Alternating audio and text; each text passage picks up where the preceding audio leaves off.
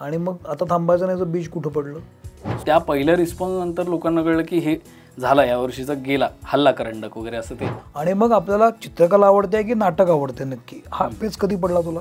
तर ते म्हणले एवढ्यात तर होणार नाही पैसे. म्हणलं तर काय, म्हणलं चोऱ्या करायला लागणार आता. फेल झाला म्हणजे काय झालं होतं? तर तुम्ही काय 2 साल रुकना पडेगा. तर ते म्हणले नाही, अभी मराठी तो कोण बना रहा नहीं है, तो अभी रुकना पडेगा. या सगळ्यामध्ये एकदम थांबायचा नाही सिनेमा येतो आणि शिवराज वायचळ दिग्दर्शक म्हणून येतो. यायला या पगारात हा माणूस काम का करतोय मुंबईत? मी त्यांना विचारलं, सर तुम्ही कशाला करताय हे काम? मग तुला अभिनयच करायचा होता? आणि ते मला म्हणले की भरत दादा आया है, उसको लेके जा अंदर रूम में लॉक कर और स्टोरी सुना. मग दुसऱ्या दिवशी भरत दादाने मला फोन केला की काल रात्री तू जे म्हणत होता ते खरंच तू काहीतरी करणार आहेस का? तर मग ओमला फोन केला, म्हणलं ओम असा फोन घेतला का तुझा? घेतला. प्रेक्षक लक्ष देतात आणि आपण द्यायला भाग पाडायचं.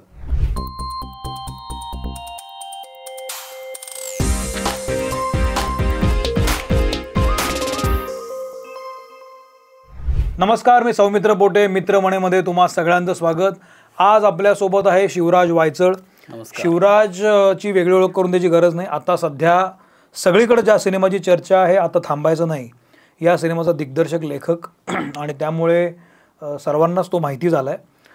पण सिनेमाचं प्रमोशन जेव्हा चालू होतं तेव्हा तो फार दिसला नाही, कलाकार दिसत होते. आणि मग असं लक्षात आलं की आता सिनेमा चालतो, त्या चांगला झाला, तो थिएटरवरून उतरला जरी असला तरी अजून त्याचं कौतुक काय संपत नाही आहे. पण अशा वेळेला दिग्दर्शकाचं म्हणणं काय आहे, शिवराज नेमका कसा आहे, त्याची वाटचाल कशी आहे, हे सगळं जाणून घ्यायला आज आपण त्याला इथं बोलवलं आहे. तू आवर्जून आलास मित्रमणेमध्ये, याबद्दल तुझं स्वागत. धन्यवाद.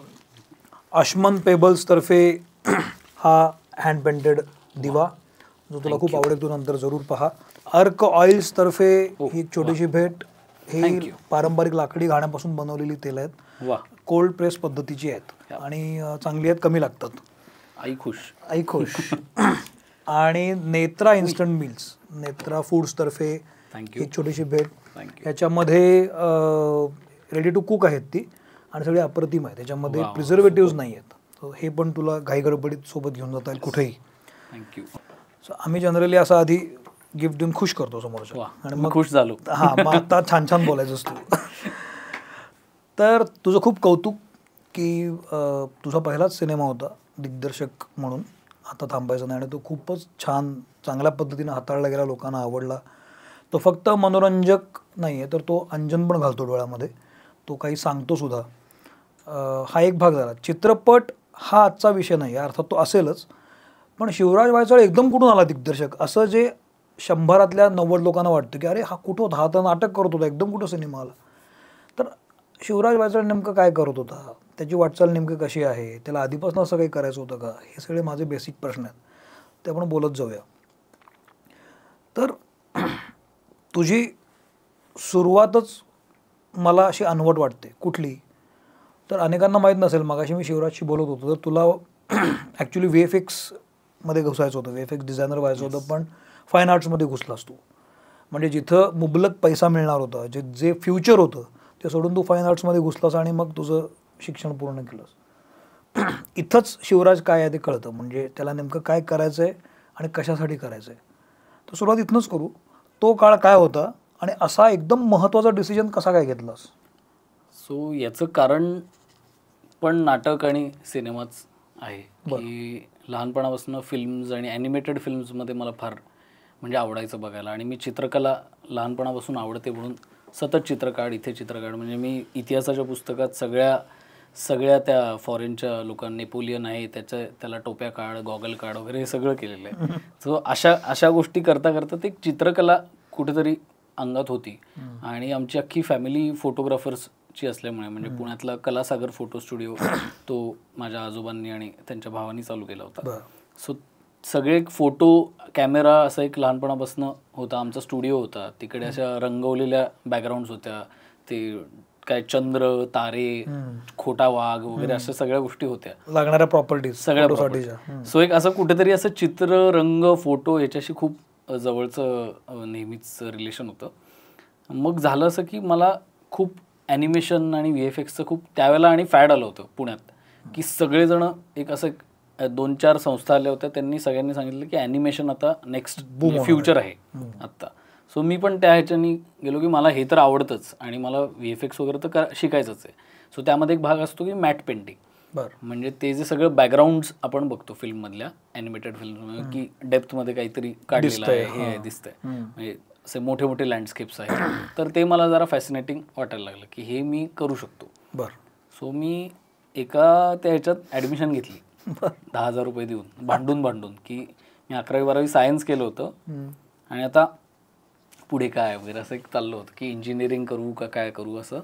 तर त्यावेळेला मी ठरवलं की मला असं काहीतरी ॲनिमेशन वगैरे शिकायचं आहे. हे आपणच ठरवलेलं? मीच ठरवलं होतं. आणि आई बाबा पण होते की हां ठीक आहे, ओके. आणि मी प्रबोधिनीत असल्यामुळे माझं डिसिजन मी घेणार हे आधीपासून माझं चाललं होतं, मी काय माझी ताई पण. सो आईबाबांनी पण खूप सपोर्ट या सगळ्यात केलं की त्यांनी कधीच विचार करायला लावला नाही की अरे हे करतोयस ते बघा, म्हणजे ते म्हणतात करून बघ, नाही झालं तर काय वेगळं काहीतरी करायचं. सो ते झाल्यामुळे मग मी ते 10,000 रुपये देऊन तिथे ॲडमिशन घेतली आणि खुशी असं घरी आलो. तर आमचा एक ओळखीचा दादा आला होता आणि तो त्याच इन्स्टिट्यूटमधनं पासआउट होता. तर तो म्हणला अरे वेळा आहेस का, कशाला भरले 10,000 रुपये? म्हणलं अरे आता मला करायचं आहे. तर म्हणलं तिथे काही शिकवत नाहीत, तू फाईन आर्ट्स कर, फाईन आर्ट्स केल्याने तुला बेस पक्का होईल आणि मग हे करता येईल. म्हणलं ओके, पण आता मग ते भरलेले पैसे, ते म्हणलं आता ते परत नाही देणार. तर मी जाऊन भांडून ते पैसे पण परत आणले आणि मग एका कॉलेजमध्ये भारतीय विद्यापीठला ॲडमिशन घेतली. उशीर झाला होता सगळ्यालाच, पण कशीबशी ती ॲडमिशन मिळाली. आणि मग चित्रकलेचं एकदम म्हणजे सगळंच ओपन झाल्यासारखं झालं की बरोबर जे मला करायचं होतं खरं तर ते मला इकडे सापडायला लागलं की जे मला VFX किंवा ॲनिमेशन शिकताना, मग तिथे मी सॉफ्टवेअर शिकलो असतो, काहीतरी वेगळं शिकलो असतो टेक्निकल, पण जर बेस आहे ना की colour, form, shape, shade, light, ह्या सगळ्या गोष्टी म्हणजे बेसिक ॲस्पेक्ट्स ऑफ पेंटिंग, तर ते मला हार्डकोर शिकायला मिळालं. आणि ते शिकता शिकता सायमल्टेनियसली असं झालं की नाटकाचं एक किडा चावतो तसं झालं की माझा मित्र सूरज पारसनीस, तो असं मला म्हणजे त्याचं नाटक जिंकलं होतं BMCCचं आणि मी 12वीत होतो. तर 12वी चालू असताना मी क्लासला निघालो होतो. तर माझा एक मित्र म्हणला अरे चल ना, माझ्या कॉलेजचं नाटक जिंकलंय, तर तिथे ढोल ताशे वाजवायचे. आणि मी प्रबोधिनीत ताशा वाजवायचो, त्यामुळे तो म्हणलं की चल ना आपण तिथे ताशा वाजवू आणि मग ते जरा आपली पोरं आहेत नाचतील वगैरे. म्हणलं ठीक आहे चला. तर मी क्लास बुडवून ते ताशा वाजवायला गेलो. तर मी ताशा वाजवतोय. तर सूरज नाचत माझ्या समोर आला आणि आम्ही 8वीत एक वर्कशॉप केलं होतं नाट्यसंस्कार कला अकादमीचं, बालनाट्याचं. सो तो अचानक समोर आला आणि मला असं झालं की अरे तू काय करतोयस? तर तो म्हणला अरे मीच बसवलंय नाटक. तो म्हणला तू काय करतोयस? म्हणलं हा माझा मित्र. आणि मग तो म्हणला की 12वी झाल्यावर काय करतोस? हे सगळं नाचता आणि वाजवता चाललंय. तो म्हणलं 12वी झाल्यावर काय करतोस? म्हणलं माहीत नाही, चाललंय काहीतरी प्लॅन. तर तो म्हणला ठीक आहे, सुट्टीत फोन करतो. तर हे झालं असं काहीतरी सप्टेंबर-ऑगस्टमध्ये हे बोलणं झालं असेल. आणि कट्टू मे महिन्याची सुट्टी लागली, माझं हे चित्रकलेचं वगैरे ठरलं सगळं आणि आपलं बसलो होतो आंबे खात घरी. तर मला असा फोन आला माझ्या आईच्या फोनवर. त्याला मी नंबर तो दिला होता कारण माझ्याकडे मोबाईल नव्हता. तर मग फोन आला, मी त्याला फोन उचललं. म्हणलं काय, कोण? तर तो म्हणला अरे मी सूरज, ओळखलं की नाही? म्हणलं हो ऑब्व्हियसली. तर त्याने खरंच फोन केला आणि तो म्हणला मी एक बालनाट्य करतोय, तर तू ये. म्हणलं बरं ठीक आहे. मग घरी सांगितलं की असं काहीतरी नाटक करतायत कोणीतरी पोरं, तर मी जातो बघतो जरा काय. तर मी गेलो आपल्या सायकलवर, तिथे पोचलो. तर तिथे पहिल्यांदा मी विराजस, सूरज आणि अजून आमचे 3-4 मित्र तिथे पहिल्यांदा भेटलो. तसं तिथे गेल्यावर एक अशी लोकमान्य नगरमध्ये एक शाळा आहे जुनी, आता ती देत नाहीत प्रॅक्टिसला. आता इथे MPSCचे वर्ग आणि अभ्यासिका चालू झाली. सो तिथे आम्ही रोज प्रॅक्टिस करायचो. तिथे पोचल्यावर असं एकदम एक 5-6 जण सेम वयाचे असे अचानक मित्र झाल्यासारखे असे मित्र आम्ही पहिल्यांदा भेटतो असं वाटलंच नाही आम्हालाच. आम्ही भेटलो आणि असं गप्पा मारायला लागलो आणि सांगितलं की उद्यापासून प्रॅक्टिस. म्हणलं मी काय करतोय आपण, हे काय? तर तो म्हणलं नाटक करतोय, तू विलन आहेस. म्हणलं मी आत्ता दिसतो त्याच्या अर्धा होतो त्यावेळेला. तो म्हणला तू विलन आहेस, तुझं नाव असतं शकील. म्हणलं ओके चालेल. आणि विराजच त्यात चार्ली चॅप्लिनचा रोल करत होता. त्याची गोष्ट अशी होती की एक लहान मुलगी असते, तिला चार्ली चॅप्लिन खूप आवडत असतो आणि तिला भेटायचं असतं. सो ती किडनॅप होते, तर तिला सोडवायला चार्ली चॅप्लिन येतो आणि मग नंतर कळतं की तो त्यांचा नोकर होता वगैरे असं काहीतरी. सो असं काहीतरी ते नाटक करायचं असं ठरलं आणि आम्ही फुल मग सगळे मित्र झालो आणि तेव्हा पहिल्यांदा मी स्टेजवर काहीतरी अशी म्हणजे त्या वयात असताना ऍक्टिंग करणं आणि हे करणं. सो ते चालू झालं आणि सायमल्टेनियसली माझं कॉलेजही चालू झालं. त्यामुळे FY ला होता असतो. हां, FY ला होतो. सो इथे सेटचं काही असलं की मला ते आपोआप असं वाटायचं की नाही असं नाही, आपण इथे असं करून बघू ना, सो इथे असं लावून बघू ना.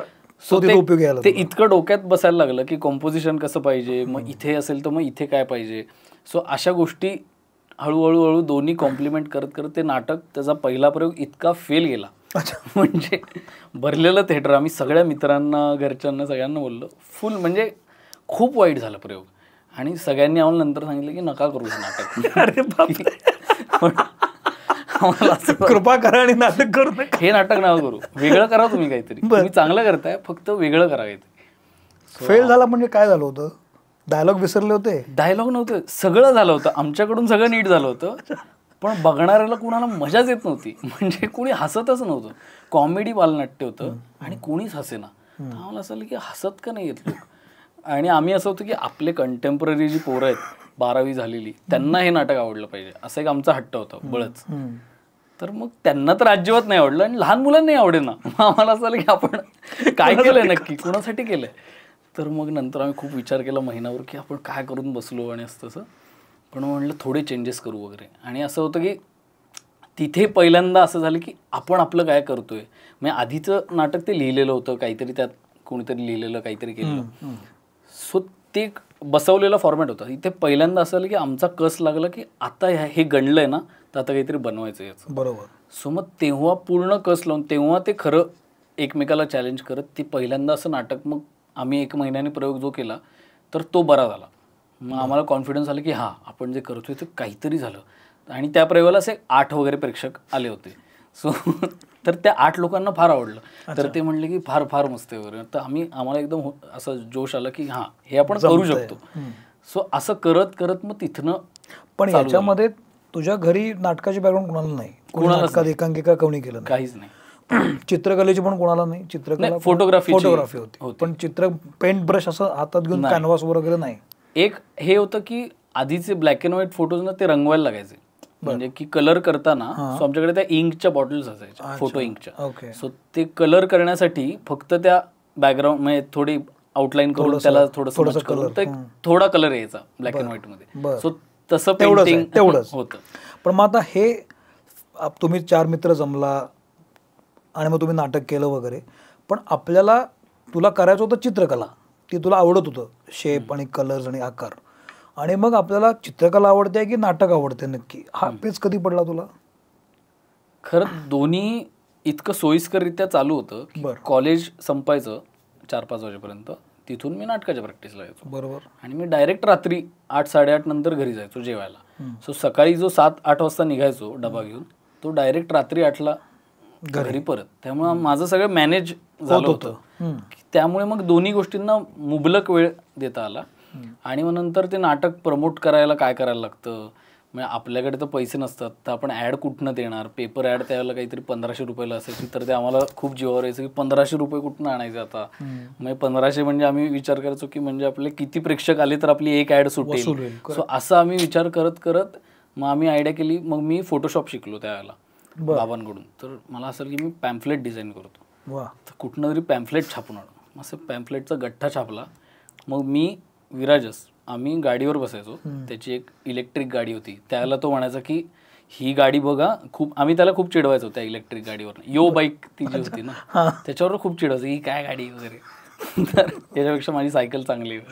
तर तो म्हणला खूप म्हणजे काही वर्षांनी तुम्हाला कळेल या गाडीचं महत्व वगैरे. तर आता इलेक्ट्रिक गाड्या वगैरे त्याला मी तर आम्ही असे जायचो. तर हे तिलक, भरत आणि अशा ठिकाणी आम्ही तिकडे जाऊन ते पॅम्फलेट चिकटवणे, लोकांची भांडून तिकडे त्यांची काढून आपली लावणे वगैरे, असं सगळं आम्ही करत होतो. रस्त्यात लोकांना पॅम्फलेट्स वाटणे, मग पेपरवाल्यांना देऊन येणे वगैरे, हे सगळं आम्ही केलेलं आहे त्यावेळेला करत होतो. आणि त्यातनं कुठनं तरी मग 8 प्रेक्षक, मग हळूहळू 20, मग 25, मग 50-100 अशी यायला लागली.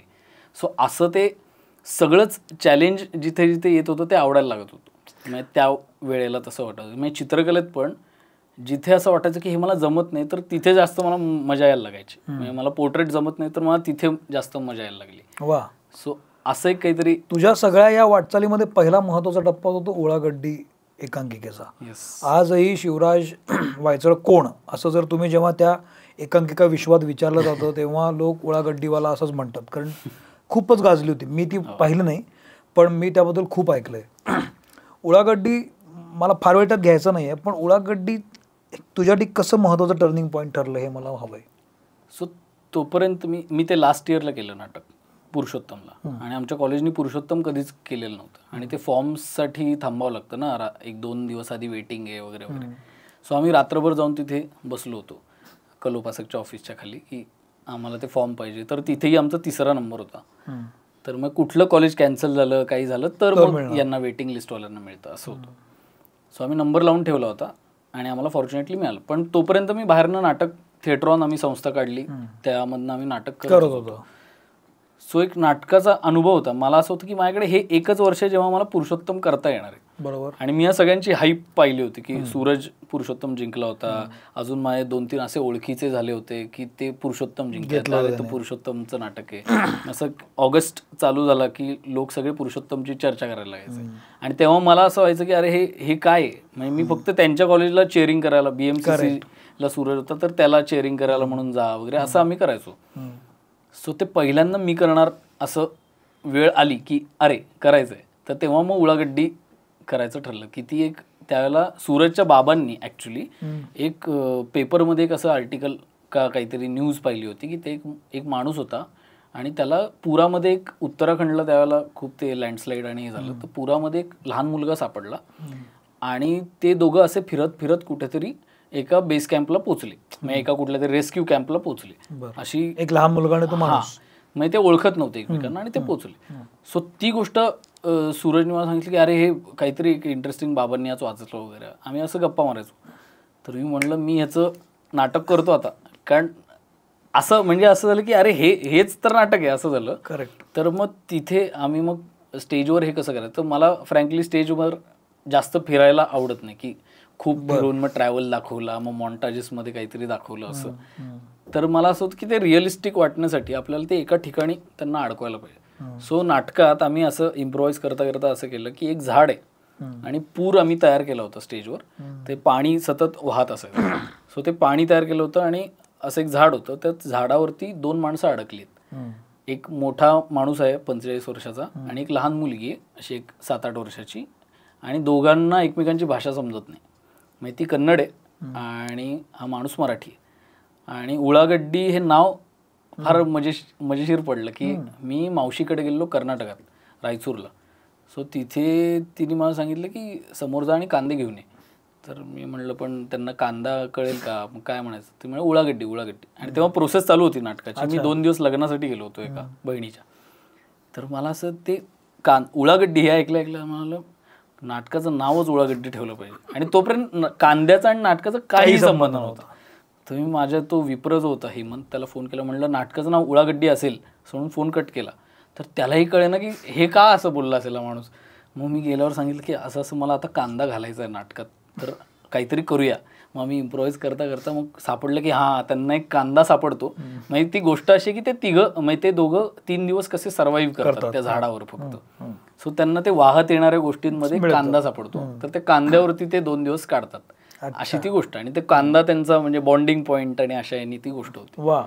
सो ते नाटक जेव्हा म्हणजे पहिला प्रयोग जेव्हा होता तेव्हा आमचं कॉलेज काही फेमस नव्हतं. आणि असं कुठलं college? Bharati Vidyapeeth fine arts. आणि किती सालची गोष्ट आहे? 13 सालची. सो तेव्हा काय होतं की आम्हाला चेअरिंगलाच कोणी नव्हतं. म्हणजे माझ्या चेअरिंगला सूरज, क्षितिज दाते आणि विराजस अशी लोक होती जे माझ्याबरोबर आधी नाटक आम्ही करायचो. सो तेवढीच लोक होती. आणि बाकीच्या कॉलेजेसचे असे 50-50, 100-100 लोक. आणि किंचाळ म्हणजे पहिलं सिंहगडचं होतं, मग आमचं होतं, मग MITचं होतं. म्हणजे दोन्ही मातब्बर असे हे होते. पहिलं नाटक झालं, छान झालं वगैरे. आणि मग आमचं नाटक म्हणजे मला अजूनही तो मोमेंट आठवतो की असं पडदा गेला, पहिला सीन आम्ही असा एक मुद्दाम छोटा ठेवला होता कारण आमचं नेक्स्ट व्हिज्युअल जे होणार होतं ते क्रेझी होतं. तर ते आम्हाला माहिती होतं की ते टाळ्या वसूल आहे. तर ते झालं, पहिला सीन झाला आणि मग लोकांनी अशावाल्या टाळ्या वाजवल्या की अनाउन्समेंट आणि असं तसं. तर मग ते झालं आणि मग दुसरा सीन ओपन झालं. म्हणजे तो ओपन होतो माझ्या किंचाळण्याने आणि ते अख्खा पाऊस आणि असं ते ओपन होतं. तर ते जसं ओपन झालं ना, म्हणजे पावसाचा जे सोडला होता साऊंड ट्रॅक, तर तो मला ऐकू आला नाही. इतक्या जोरदार टाळ्या ऐकू आल्या.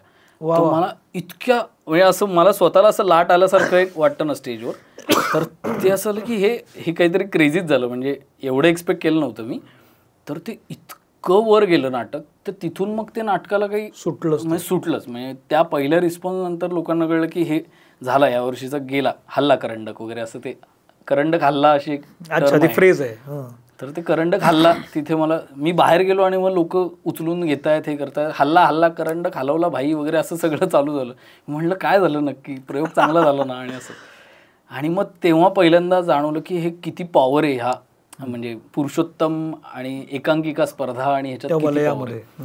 सो ते मग अचानक ती खबर पसरली सगळीकडे. मग मुंबईत खूप अचानक लोक बोलायला लागले नाटकाविषयी. मला फोन यायला लागले की अरे तुमचं नाटक आमच्या इथे परफॉर्म कराल का, आमच्या इथे हे कराल का. सो ते अचानक असे म्हणजे मुंबई त्यावेळेला खूपच लांब वाली गोष्ट होती की मुंबईतनं कोणीतरी फोन करून आपल्या नाटकाविषयी विचारते, मग तिथल्या स्पर्धांना जाऊन तिथे काहीतरी करंडक मारा वगैरे.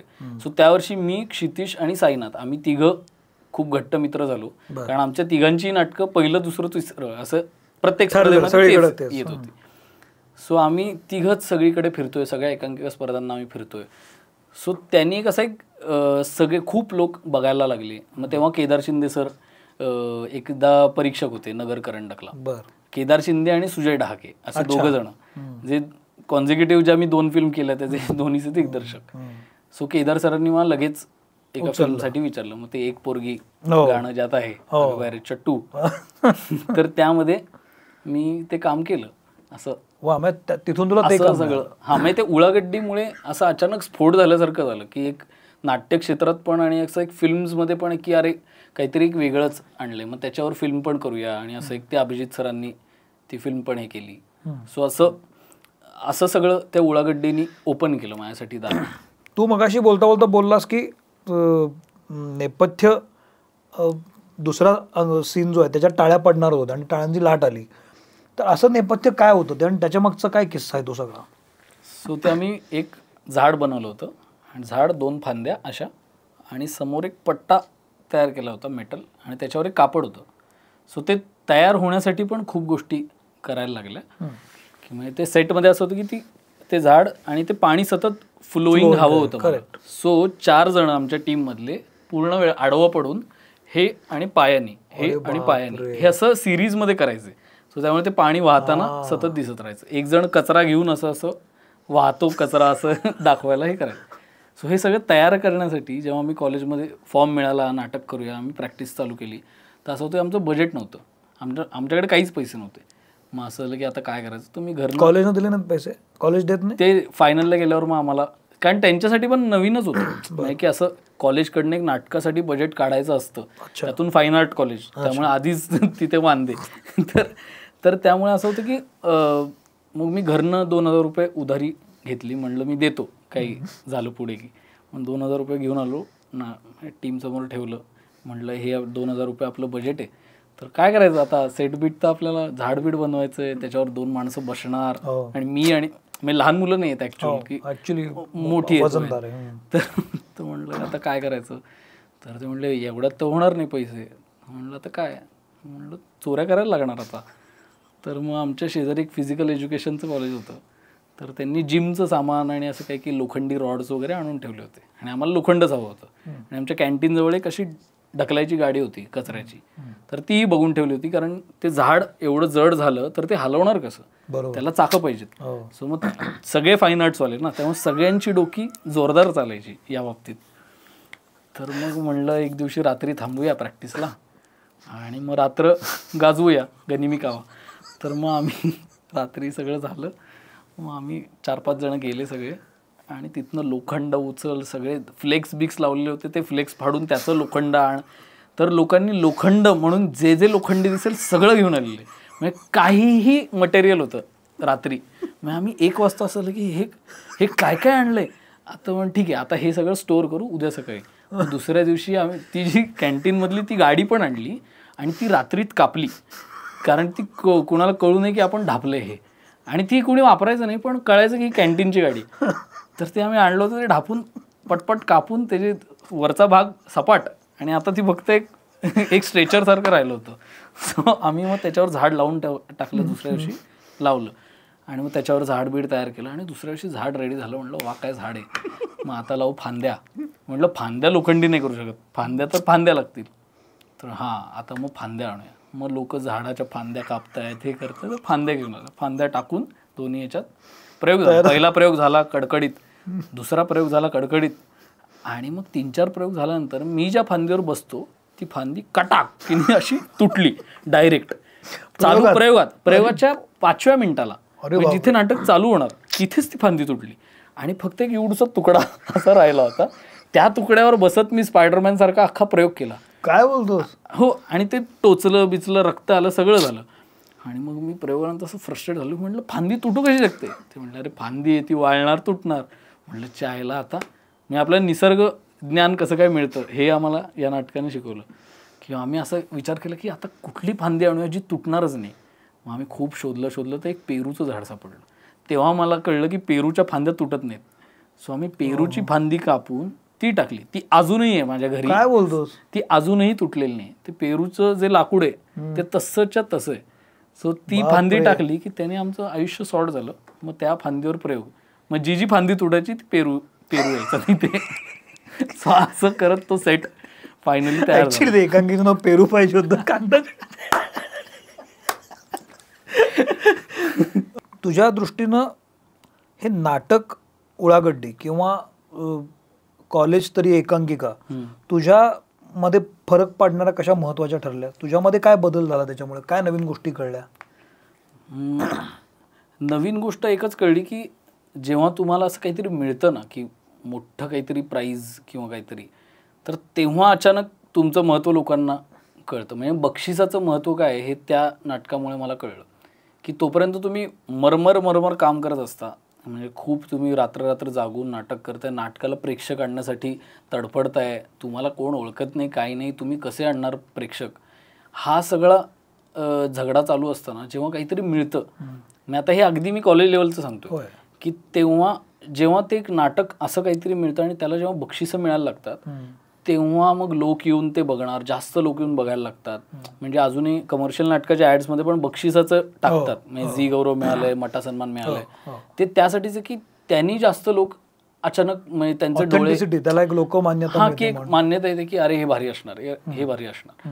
सो ते मला त्या नाटकाने शिकवलं की ते जेव्हा काहीतरी बक्षीस मिळतं ना, त्या बक्षिसांनी किती फरक पडू शकतो एखाद्या नाटकात, म्हणजे नाटकाच्या ऑडियन्स येण्यामध्ये. आणि तुमची म्हणजे एक नाटक चाललं की ते तुमच्या अख्ख्या टीमसाठी, अख्ख्या तुमच्या मित्रांसाठी फायद्याचं ठरतं. सो आम्ही सगळेच त्यामुळे असं एक नावारूपाला आल्यासारखे त्याला सर्वसाधारणपणे अशा पद्धतीचं जेव्हा आपल्याला ब्रेक मिळतो ना, की पाठीवर थाप पडते, बक्षीस मिळतं, सगळं उत्तम चालू असतं, तेव्हा मग आपल्याला सतत तेच करावं असं पण वाटतं. म्हणजे एकदा टाळ्या आवडल्या की टाळ्या बसूनच करत राहायचं सगळं.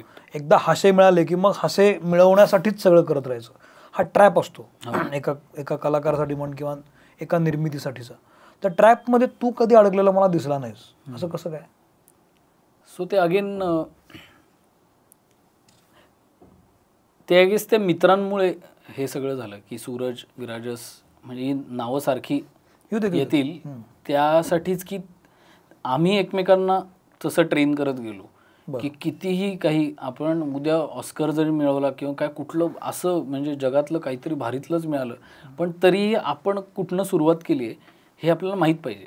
हे रादर आपल्याला माहिती आहे आपण काय काय करून ते काहीतरी मिळवतोय, आणि हा वन ऑफ द टप्पा आहे फक्त आपल्या कामाचा. आपल्याला अजून भरपूर काम पुढे करायचं आणि फेल होणार आहे हे लक्षात ठेवूनच काम आम्ही करायचो. की म्हणजे माहिती आहे की नाटक फार तर फार काय गंडेल, फार तर फार काय लोक शिव्या घालतील, ठीक आहे पुढचं करायचं. सो हाच ॲटिट्यूड आधीपासून असल्यामुळे जेव्हा बक्षीस मिळतं किंवा असं काही मोठं झालं ना, ते एक दिवस त्याची हवा आमच्या डोक्यापर्यंत राहते की हां भारी वाटते आता, अरे आपण कोण आहे वगैरे असं एक दिवस वाटतं. दुसऱ्या दिवशी आपलं परत सकाळी उठायचंच आहे, नाश्ता करायचंच आहे, सगळं प्रॅक्टिसला जायचंच आहे उठून. सो अशा सगळ्या गोष्टी मंडेन म्हणजे जेवढं जगण्यात ते साधं आहे ना तेवढं ते बक्षीस मिळाल्याचं एक रात्रीपुरतं ते भारी वाटतं. वा. आणि दुसऱ्या दिवशी ते पुन्हा तुम्ही रेग्युलर हे आपण काम करतोय त्यातले आपल्याला काहीतरी मिळालंय. तुझ्या या सगळ्या वर्तुळामध्ये तुला मित्र पण खूप मिळाले असतील. हो. म्हणजे एकांकिका जिंकल्यानंतर, तू सिनेमात दिसल्यानंतर खूप लोक तुला भेटत असतील, परिचय वाढला असेल. पण मित्र म्हणलं की ही 4च नावं तुझ्यासमोर यायला लागतात. आपण सतत ते बोलतो. हा, म्हणजे या क्षेत्रातली आणि असं हा जो मैत्रीचा सर्कल आहे, हा तू लिमिटेड ठेवलास का तो लिमिटेड राहिला? तो आता माझे असे वेगवेगळे ग्रुप्स झाले. म्हणजे या फिल्मचा एक ग्रुप झाला, त्या फिल्मचा एक ग्रुप झाला. पण या सगळ्यात ही लोक कॉमनच राहिली. म्हणजे सूरज, विराजस, अजून ओमकार ज्यांनी आता तांबायचं माझ्यासोबत लिहिली, तो आणि विक्रांत. सो आमचा हा जो ग्रुप आहे आणि आशय कुलकर्णी हा एक जो ग्रुप आहे, तर तो तसाच राहिला. म्हणजे त्याच्यामध्ये मग शिवानी पण आली, अजून आता सखी आणि सुव्रत पण आलेत. सो असं एक जॉईंट की आम्ही बसून नवीन नाटकं, नवीन फिल्म्स, नवीन सिरीज याच्याविषयी खूप चर्चा करतो, ज्या मला बाकी ठिकाणी फार तशा करता येत नाहीत. किंवा त्यांना ते आपलं असतं ना की ट्युनिंग असतं ना की आपल्याला काहीतरी आवडलं आणि नाही आवडलं, सो ते आपल्याला कुठेतरी व्यक्त करता आलं पाहिजे. सो अशी हे एक असं म्हणजे ग्रुप तयार झाला की जिथे मी वाटेल ते बोलू शकतो. म्हणजे त्याच्यामध्ये फॉर दॅट मॅटर क्षितिश पण आला, दाते.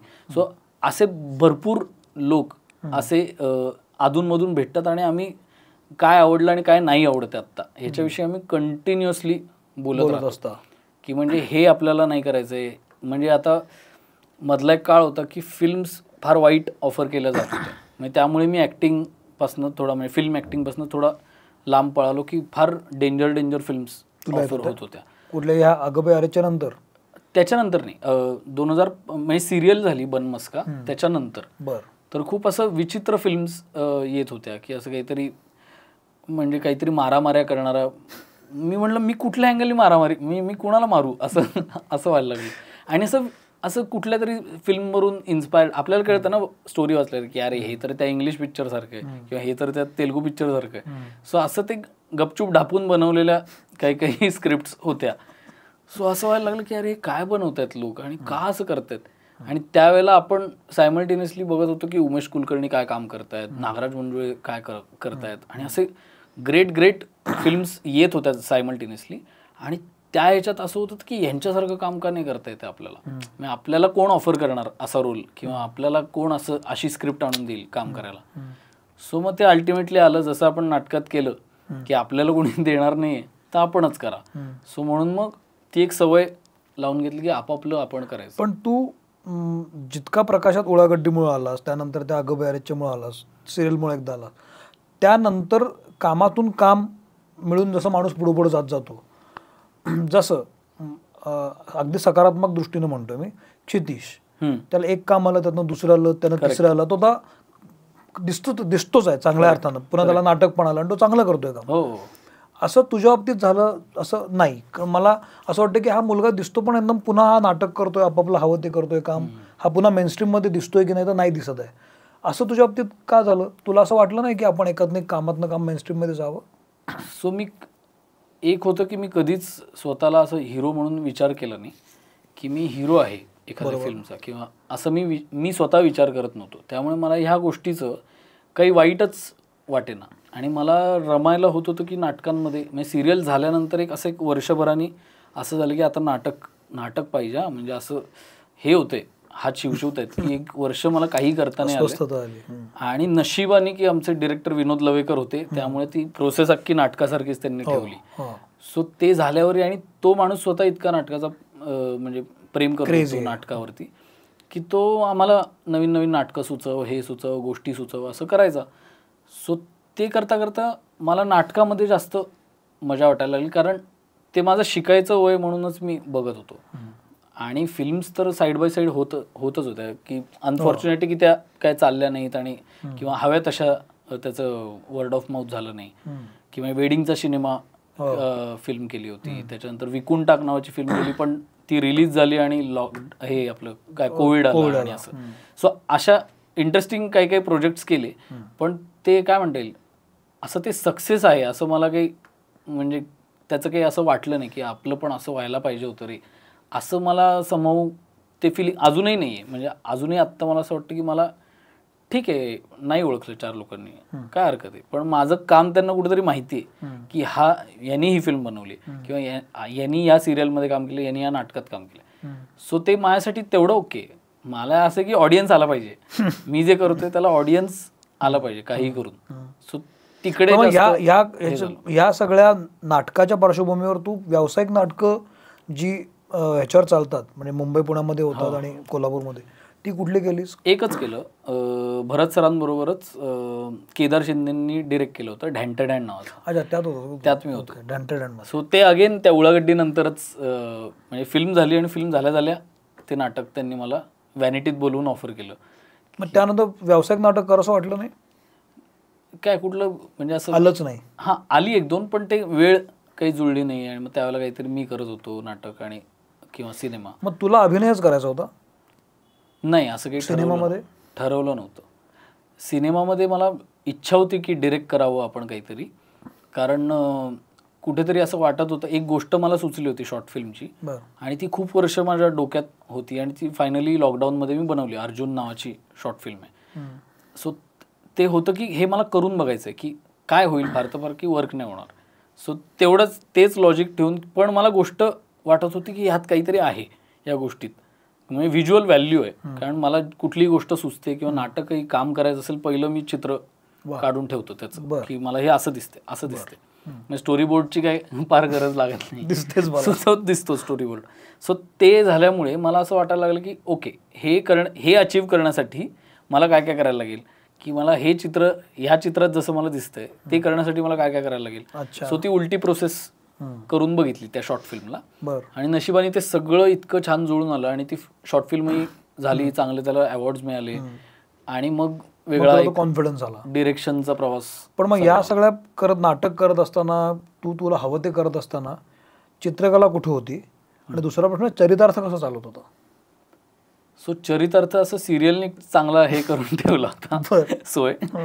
सो ते झालं आणि मध्ये मध्ये फिल्म्स तर छोट्या मोठ्या मी करतच होतो आणि मी असं रोल काही बघायचो नाही की म्हणजे छोटा रोल आहे ठीक आहे केला, आणि मग काहीतरी इंग्लिश नाटक आलं होतं ते पण केलं. म्हणजे मला इंग्लिश काही फार ग्रेट येत नाही, पण तरी केलं शिकून. तर ते असं कामं चालू होती कंटिन्युअस. ह्या सगळ्यात मी कधीच असं काम नाही आहे आणि मी नुसताच बसलोय असं कधीच नाही केलं. पण मी सायमल्टेनियसली डिझायनिंग पण करत होतो. की म्हणजे फोटोशॉप मला येत होतं आणि काय काय गोष्टी डिझाईन करणं. मग एक ब्रँडसाठी त्यांची ज्वेलरी आणि या गोष्टींसाठी एक अख्खं कॅम्पेन मी डिझाईन करून दिलं. म्हणजे PNGचा गार्गी नावाचा ब्रँड आहे. सो त्याचं अख्खं कॅम्पेन मी एक काळमधला 1-2-3 महिन्याचं कॅम्पेन मी केलं.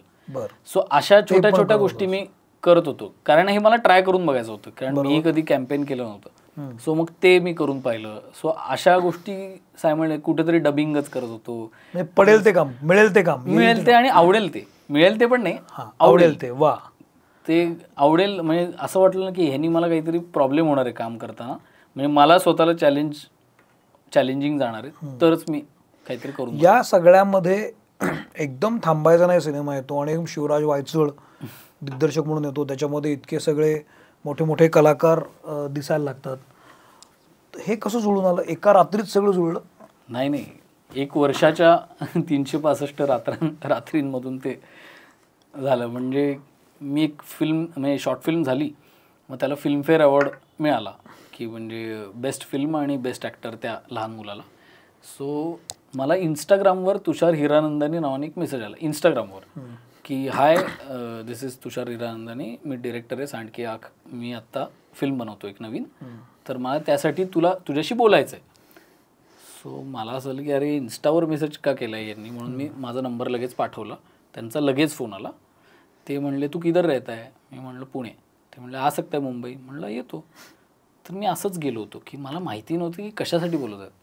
तर मी गेलो, त्यांनी सांगितलं की मी एक फिल्म बनवतो एका अंध माणसावरच आहे, तर राजकुमार राव काम करतोय आणि तो जो लहान मुलगा तुझ्या फिल्ममध्ये अंध मुलगा, सो त्याला मला कास्ट करायचं आहे राजकुमारचं लहानपण म्हणून. म्हणलं ओके डन, चालेल घेऊन टाका म्हणलं. सो असं झालं. मग ते म्हणले बाकी तू काय करतोस वगैरे असं त्यांनी विचारलं. म्हणलं काही नाही, असंच नाटक करतो, फिल्म्स करतो, असं तसं. तर ते आत गेले आणि त्यांनी फिल्मची डायरेक्ट स्क्रिप्ट आणून माझ्यासमोर ठेवली. ते म्हणले हे पढ. म्हणलं काय पढ? ते म्हणले पड आणि तुला जे वाटतात पॉईंट्स ते लिहून मला सांग. म्हणलं हे काय म्हणजे असा डिरेक्टर, एक फेमस, एक राजकुमार रावची फिल्म, टी सिरीज त्याचा प्रोड्युसर, आणि असं सगळं असताना हा माणूस मला स्क्रिप्ट वाचायला का लावतो. सो मी तिथे बसल्या बसल्या पटापटा वाचली स्क्रिप्ट. मी 2-3 तास मी त्यांच्या बाल्कनीत बसून स्क्रिप्ट वाचत होतो. वाचली, मी पॉईंट्स काढले. मग नंतर त्याचे रायटर आले, सुमित पुरोहित नावाचे, ज्यांनी पहिलं स्कॅम लिहिलंय. सो असेच सगळी अशीच माणसं. आणि ते आले आणि ते बसले आणि मग ते म्हणले हां बता तेरा पॉईंट्स बता. म्हणलं अहो सर मला छोटा पॉईंट्स आहे असं म्हणून मी त्यांना धडधड माझी लिस्ट वाचून दाखवली. तर त्यांना असं आलं हां इंटरेस्टिंग, हे चांगलं आहे. ते म्हणले बाकी तू काय करतोस. म्हणलं काही नाही, आता जाणार पुण्याला जाणार. ते म्हणले ठीक आहे, तुला फिल्मवर काम करायचं असेल तर सांग ह्या फिल्मला. म्हणलं डन, घ्या आलो. तर ते म्हणले ठीक आहे, एक पोझिशन असते DA नावाची, डायरेक्टर्स असिस्टंट, म्हणजे तुला स्क्रिप्टवरही काम करता येईल आणि बाकी तुला फिल्मची प्रोसेस हे करता येईल. म्हणलं डन, लॉक. काय पगार बिगार तुम्ही विचारलं नाही. म्हणलं घ्या, मला घेता. मग ते झालं, मी मुंबईला शिफ्ट झालो आणि हे सगळं चालू झालं प्रोसेस. आणि मग तेव्हा मी पहिल्यांदा राजकुमार रावला भेटलो, त्याला अख्खी गोष्ट नरेट केली. अच्छा, तू केलीस? हो. मग ते स्क्रिप्ट त्यांना कळलं मी ऍक्टर आहे आणि मी छान नरेट करतो. त्यांनी मला स्क्रिप्ट दिली. ते म्हणले की आता हा नवीन सीन आहे, तू त्याला ऐकव. सो मी त्याला त्याच्या घरात बसून सीन ऐकवतोय आणि आम्ही चर्चा करतोय. सो ते कुठेतरी असं एक वेगळंच रिलेशन तयार झालं अचानक. आणि ह्या सगळ्या ऍक्टर्सना ट्रेन करायची जबाबदारी त्यांनी माझ्यावर टाकली, तुषार सरांनी, की तू त्यांचं सगळं ऍक्टिंगचं तू बघ, कारण तू ते थिएटर बिटर करतोस, ते तुला येतं ऍक्टिंग कसं हे करायचं, आणि मी बाकी फिल्म तर मी बनवतोच. सो मी म्हटलं की ज्यांना आडेल ते तुझ्याकडे येतील, तू त्यांना ऍक्टिंगचं काय काय करायचं असेल, काहीही प्रश्न असतील त्याच्याशी रिलेटेड, स्क्रिप्टशी रिलेटेड, तू सोडव. सो ही अपॉर्च्युनिटी कुठलाच डिरेक्टर देणार नाही. सो त्या माणसाचं अजून एक श्रेय असं की आम्ही दर दिवशी शूट संपल्यावर रात्री ते आणि आम्ही दोघं बसायचो. रात्री शूट संपल्यावर म्हणजे 11 वाजता वगैरे बसायचो, उद्याचे सीन्स काय आहेत, तर हा सीन आवडतोय, हा सीन नाही आवडत आहे, असं करत आम्ही प्रत्येक सीनवरती रात्री काम करायचो 2 वाजेपर्यंत. लगेच सकाळी 7ची शिफ्ट असायची. सो आम्ही रात्री काम करायचो. आणि ह्या सगळ्यात राजकुमार रावही यायचा 12 वाजता. तो 12 वाजता बसून की ओके उद्याचं काय काय, ओके नाही हा डायलॉग आपण चेंज करून बघूया का, मी असं घेऊ का. सो त्यांनी ती म्हणजे ही एक अचानक अशी कोलॅबरेटिव्ह प्रोसेस तयार झाली. या सगळ्यामध्ये ज्योतिका मॅम असतील, त्या निमित्ताने सूर्या सरांना भेटणं झालं. सो त्यांच्याबरोबरही फिल्मविषयी चर्चा आणि असं सगळं करत एकदम वेगळ्याच लीगमध्ये गेला असतो. हा म्हणजे, आणि असं वाटत होतं की मी इथे कसं काय आलो. म्हणजे मी रोज सूरज किंवा वीर्याला फोन करून सांगितलं की अरे मी आज यांना भेटलो. ते म्हणायचे की अरे काय भारी आहे, म्हणजे अशी ही नावं आपण जनरली अशी मोठ्या ठिकाणीच पाहिलेली. ते झाल्यामुळे आणि त्यांचे विचार ऐकल्यामुळे एक अचानक एक वर्ल्ड व्ह्यू सारखं यायला लागलं की हे लोक कुठले पिक्चर बघतात, हे लोक कशा पद्धतीने फिल्मकडे बघतात. सो तिथे कुठेतरी असं एक डिरेक्ट करण्यासाठीचा एक कॉन्फिडन्स बिल्ड व्हायला सुरुवात झाली.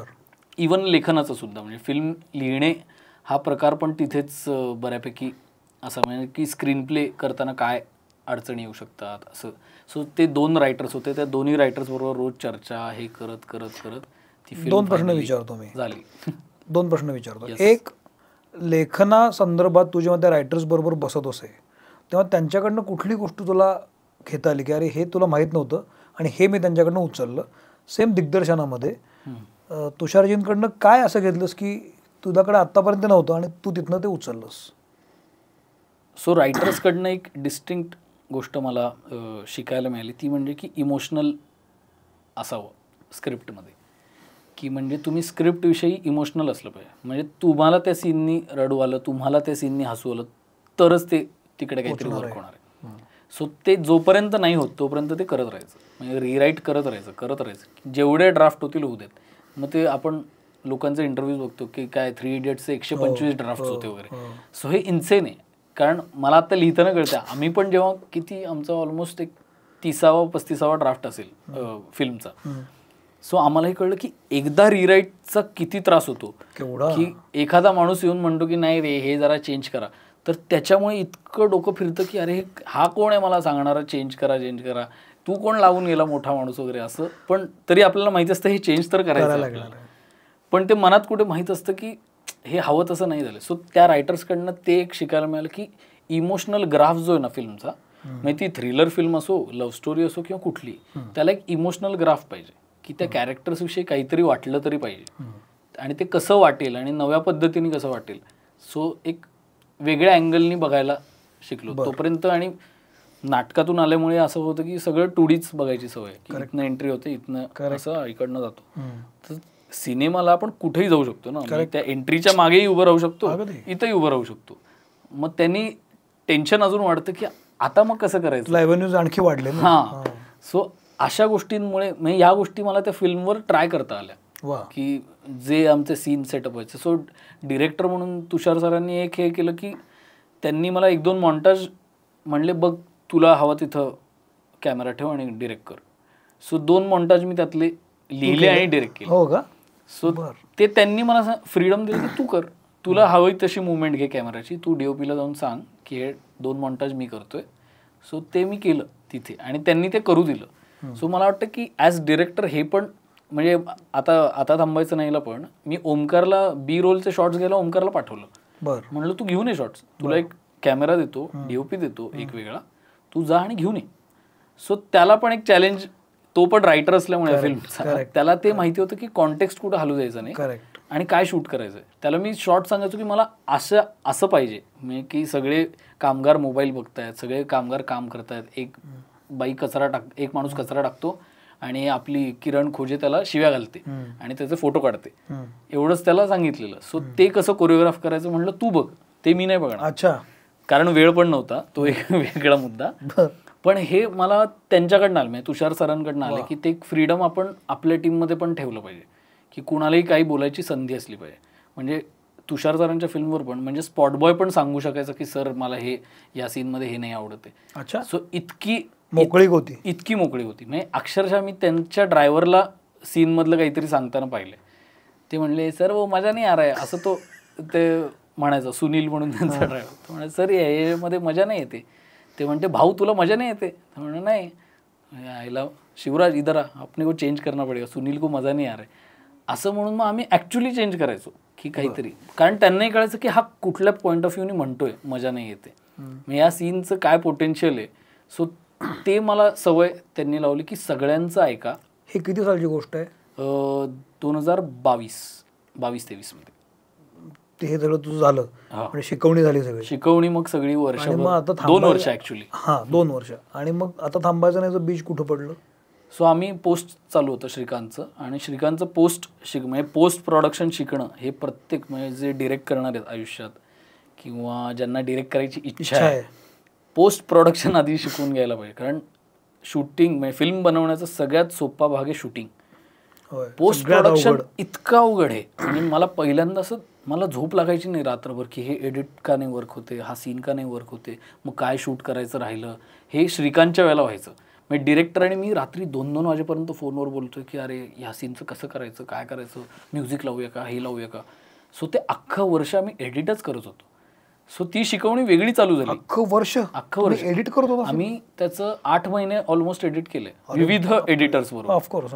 कारण यांच्याबरोबर नाही वर्क होते, मग दुसरा एडिटर आणला, मग त्यांच्याबरोबर नाही होत, मग रायटरलाच आणलं की तू एडिट कर, मग त्यांनी एडिट केली, कारण तो एडिटर पण आहे. सो त्यांनी एडिट केलं असं की हां हे जरा इंटरेस्टिंग आहे, पण अशी मजा नाही येते.